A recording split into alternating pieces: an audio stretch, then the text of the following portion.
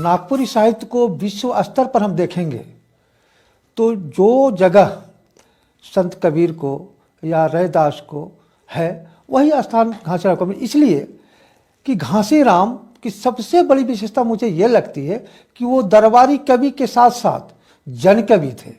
दरबारी कवि से जन कवि तक की जो सफ़र है वो बहुत कम लोग तय कर पाते हैं। आप राज दरबार से लेकर झारखंड के अखड़ा में दोनों जगह घासीराम की समान लोकप्रियता थी। घर घर में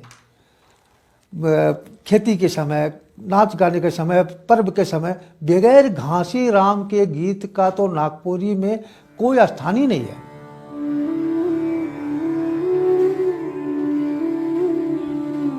डॉक्टर श्रवण कुमार गोस्वामी के अनुसार इनके पुत्र हुलासराम ने दुर्गा सप्तशती और नाग वंशावली पुस्तकों का प्रकाशन कराया। महाकवि ने एक ओर भक्त दिलों की प्यास मिटाई तो दूसरी ओर प्रकृति का अद्भुत चित्रण करके इन्होंने प्रकृति के उपासकों के हृदय में प्रेम और उल्लास का झरना बहाया।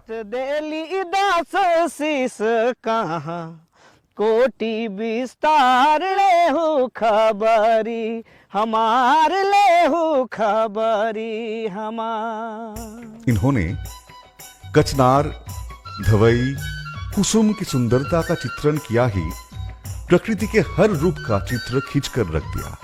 प्रकृति का अवलंबन, उद्दीपन, अलंकार और पृष्ठभूमि को आंखों के सामने साकार कर दिया। साथ ही अपने आप को छायावादी कवियों के पंक्ति में लाकर खड़ा कर दिया।